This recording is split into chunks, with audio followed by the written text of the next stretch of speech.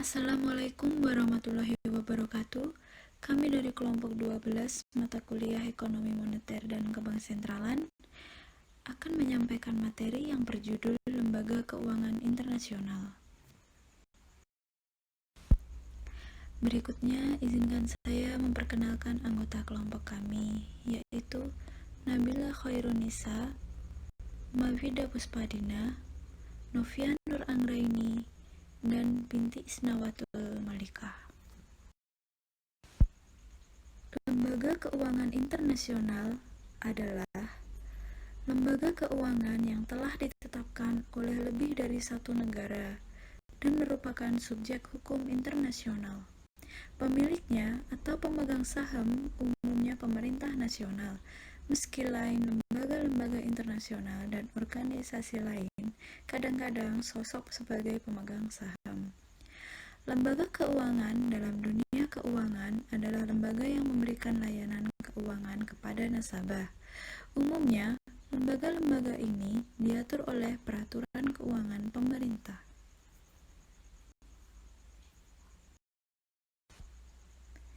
Berikutnya kita masuk bagian A, yaitu pengertian dan ruang lingkup Bank Dunia. Yang pertama, pengertian Bank Dunia. Bank Dunia atau World Bank merupakan sebuah lembaga keuangan internasional yang menyediakan pinjaman kepada negara berkembang untuk program pemberian modal.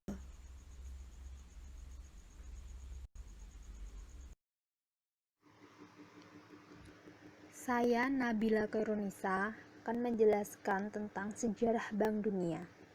Pada Perang Dunia Kedua, pengaruh akan adanya kebutuhan atas peraturan-peraturan mengenai kerjasama internasional. Pertemuan Juli 1944, 44 negara mendirikan United Nations Monetary and Financial Conference di Bretton Woods, New Hampshire, USA. Pada tahun 1945, anggaran dasar PBB diedarkan kepada 44 negara untuk disahkan. Pada tanggal 27 Desember 1945, anggaran dasar tersebut diberlakukan setelah ditandatangani oleh 28 negara di Washington DC. 25 Juni 1946, pada tanggal tersebut Bank Dunia mulai beroperasi. Fungsi dan tujuan Bank Dunia. Fungsinya yaitu memberikan pinjaman untuk proyek-proyek produktif demi pertumbuhan ekonomi di negara-negara sedang berkembang yang menjadi anggotanya. Tujuannya yang pertama, merekonstruksi dan membangun daerah yang rusak karena peperangan dan pembangunan ekonomi di negara-negara yang belum maju. Yang kedua, memajukan investasi dari luar negeri suatu negara. Yang ketiga, memajukan perdagangan internasional dan neraca pembayaran yang seimbang. Yang keempat, mengadakan koordinasi dengan pinjaman-pinjaman. Peran Bank Dunia bagi dunia internasional.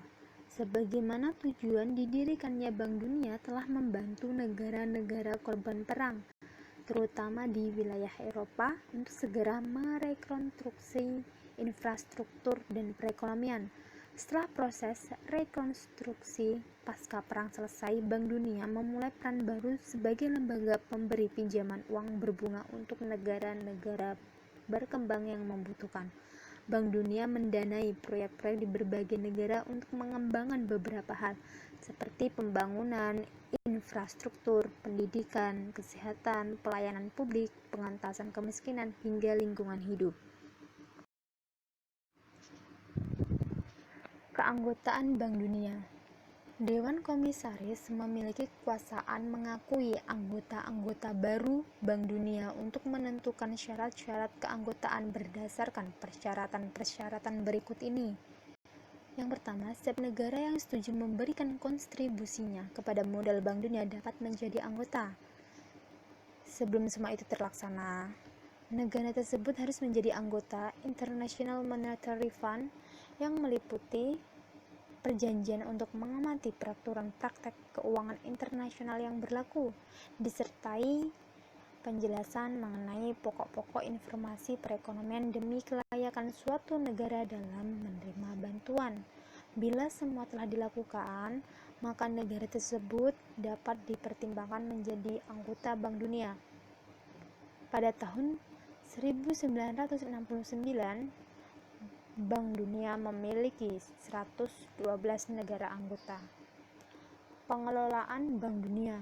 Seluruh kekuasaan Bank Dunia berada di bawah Dewan Komisaris yang terdiri dari para komisaris yang mewakili negara anggota masing-masing negara, yaitu untuk menunjuk satu orang komisarisnya. Dewan Komisaris bertemu setahun sekali dan dapat mengirimkan suaranya melalui surat atau kawat, kecuali kekuasaan tertentu yang ditentukan secara spesifik dalam anggaran dasar seperti keputusan keanggotaan, alokasi pendapatan bersih, dan perubahan-perubahan dalam modal saham. Dewan Komisaris menyerahkan kekuasaannya pada Dewan Direksi yang melaksanakan tugas-tugas mereka secara penuh pada markas besar Bank Dunia di Washington, D.C. Saya Novia Nur Anggraini, NIM 221, akan melanjutkan penjelasan mengenai pengertian dan ruang lingkup International Monetary Fund, atau biasa disebut dengan IMF. International Monetary Fund adalah organisasi internasional yang bertanggung jawab dalam mengatur sistem finansial global dan menyediakan pinjaman kepada negara anggotanya untuk membantu masalah-masalah keseimbangan neraca keuangan masing-masing negara. Berikutnya yaitu sejarah International Monetary Fund. International Monetary Fund muncul sebagai hasil dari perundingan Bretton Woods pasca Great Depression yang melanda dunia pada dekade 1930-an.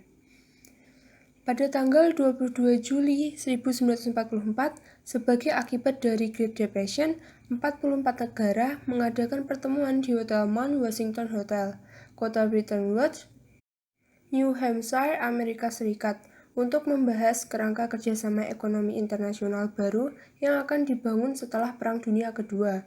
Pertemuan ini melahirkan Bretton Woods Agreement yang membangun IMF dan organisasi kembarannya, The International Bank for Reconstruction and Development, atau sekarang lebih dikenal dengan nama World Bank. Selanjutnya yaitu fungsi IMF. IMF memiliki 3 fungsi, yaitu yang pertama pemantauan, yang diartikan sebagai tanggung jawab mengawasi sistem keuangan internasional dan mengawasi kepatuhan setiap negara anggota. Yang kedua yaitu peminjaman, yang diartikan sebagai institusi yang memberikan pinjaman kepada negara-negara yang mengalami kesulitan dengan neraca pembayarannya. Dan yang ketiga yaitu membantu negara-negara anggotanya dalam memberikan saran untuk mengembangkan institusi pembuat kebijakan dan instrumen kebijakan ekonomi yang kuat. Selanjutnya yaitu tujuan IMF. Yang pertama yaitu menjadi tempat secara permanen bagi pertemuan-pertemuan dan perundingan untuk mencapai kerjasama internasional dalam bidang keuangan. Yang kedua, membantu memperluas perdagangan internasional yang seimbang di antara anggotanya dan membantu perekonomian para anggotanya. Yang ketiga, berusaha meniadakan competitive depreciation dan mengusahakan tercapainya stable exchange rates. Keempat, yaitu menghilangkan exchange restriction. Yang kelima, membantu para anggota yang mengalami kesukaran dalam pinjaman luar negeri. Dan yang keenam, yaitu mengurangi waktu dan besarnya disequilibrium dalam neraca pembayaran negara anggota IMF. Selanjutnya, saya Binti Isnawatul Malikah NIM 224 akan menjelaskan tentang pengertian dan ruang lingkup Bank Pembangunan Asia atau BPA. Pengertian Bank Pembangunan Asia merupakan institusi finansial pembangunan multilateral yang didedikasikan untuk mengurangi kemiskinan di Asia Pasifik, yang didirikan pada tahun 1966 dengan tujuan mendukung perkembangan sosial dan ekonomi di kawasan Asia Pasifik, yang bersumber dari dana negara-negara anggota, pinjaman dari pasar modal dunia, dan dari pendapatan bank sendiri. Adapun sejarah BPA dimulai pada pertengahan 1960-an, negara-negara Asia sangat membutuhkan bantuan ekonomi untuk membiayai pertumbuhan dan pembangunan. dari berbagai penjuru dunia datang untuk negara-negara Asia, baik berupa dukungan politis maupun bantuan ekonomi. Semula, bantuan ini diharapkan dan datang dari negara-negara Barat. Namun, dengan adanya perkembangan rasa nasionalisme, terutama setelah Perang Dunia Kedua, mendorong rasa kerjasama di antara negara-negara Asia sendiri. Kesemuanya ini tercermin dalam pembentukan organisasi Asia, seperti Economic Commission for Asia and the Four Fast atau ICAVE, yang terdiri dari negara-negara Asia yang telah menjadi anggota PBB pada saat itu, SEATO, dan lain-lain. Sumber-sumber dana BPA sebagian besar dari negara-negara Asia. Begitu pula para pemimpinnya. Bank Pembangunan Asia tidak hanya di negara-negara kawasan Asia, akan tetapi sudah meliputi negara-negara non-Asia.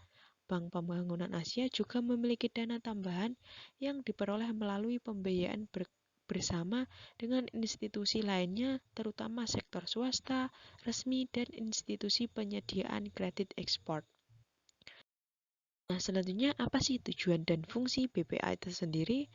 Tujuannya yaitu yang pertama, menyokong investasi modal pemerintah maupun swasta di wilayah Asia untuk tujuan-tujuan pembangunan.